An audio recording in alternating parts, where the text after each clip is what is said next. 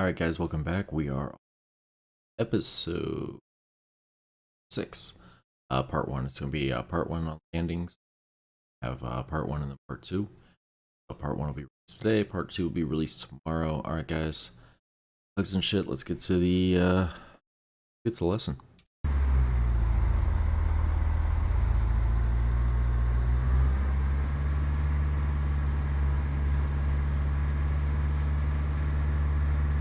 I've got the airplane, so you just relax a bit.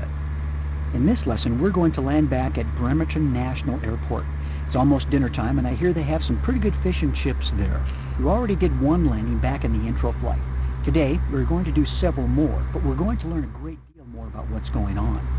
I've configured the airplane for a descent at 75 knots with 10 degrees of flaps, which will be our final configuration for landing on this approach. We'll land without full flaps on this demonstration. I think it's time for you to take the controls. Notice that our power setting is 1900 RPM. This allows us to descend at a 500 foot per minute descent rate. I'm adjusting the pitch to maintain 75 knots. If at any time I thought I was too high, I'd reduce the power perhaps a few hundred RPMs at first. If I thought I was too low, I'd add power perhaps a few hundred RPMs initially. Yes, I'd always readjust my pitch to maintain precisely 75 knots. The question is, how do you know if you're too high or too low? You may have noticed the hoops we're flying through. That's a device used in Flight Simulator to help pilots become familiar with the maneuvers required for landing. As long as we stay inside those hoops, we will land right on the runway. Don't worry about hitting them. They're magic hoops and they won't hurt us. Ordinarily, we'd fly a standard rectangular traffic pattern to approach Bremerton and land, but today we have a clearance for a straight-in approach. Of course, the key to making your first landing a good one is to let me, your instructor, help you, which I'll gladly do. You will, however, do the most important part, and that is the landing flare. In the meantime, understand that the secret to landing any airplane is to keep from working too hard. When you have the airplane properly trimmed for the right airspeed, and you keep the wings level and make small adjustments to power, the airplane will practically land itself. We'll maintain this speed until we're past the threshold and are at 10 to 15 feet above the runway.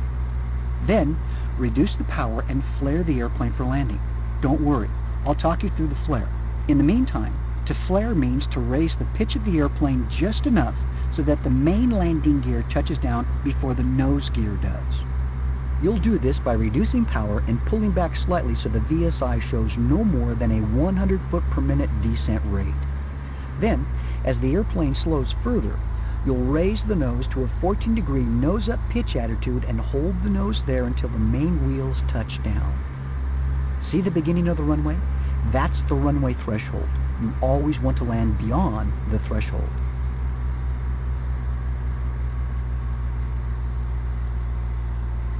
A little bit high.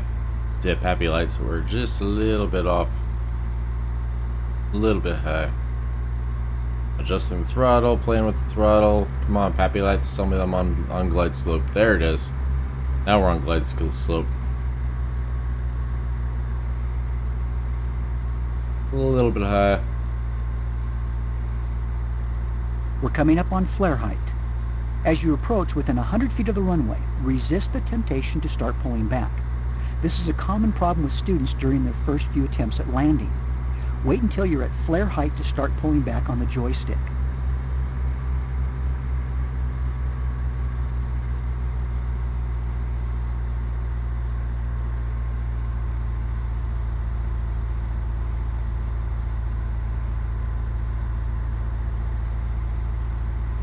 We're now at flare height. Reduce the power all the way to idle and raise the nose slightly to slow our descent rate to less than 100 feet per minute. As the airplane slows down, raise the nose to a 10-degree pitch attitude. Hold the nose there.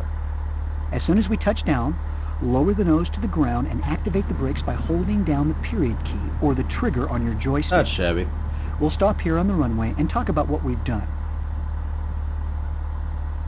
Not too bad at all. Little rough, but that's alright. Well done. What we have done here is learned about the poppy, thresholds, and a little about the landing flare. What we are going to do next is the same approach and landing as before, except without the hoops to fly through. This will teach us to depend on the Poppy and help us to learn what the runway should look like during the approach in case the Poppy is out of service. If you finish the ground school reading on landings, you should be ready to try the second landing lesson. I'll be here waiting for you when you're ready.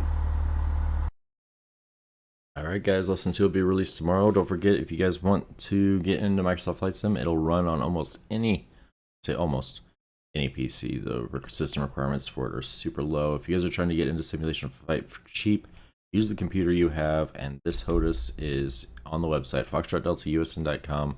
Click on My Gear. It's a nice, cheap, introductory HOTUS. Hands on throttles and stick. I'm using it, number 1, because I'm broke, but also number 2, to show you guys that you don't have to have the most expensive setup to be able to learn how to fly on Microsoft Flight Simulator and have a lot of fun doing it. Alright guys, be good to each other, be good to yourselves. Hugs and shit. I will see you guys in the next one. Thanks for watching. Don't forget to like, subscribe, and ring the bell. After you have done that, check out foxtrotdeltausn.com. You can check out all the awesome offers from our partners. You can join the Patreon and see videos up to 7 days before they're released on YouTube. But wait, there's more. The merch store has something for everyone. Well, I think that was long enough of an ad. See you in the next one.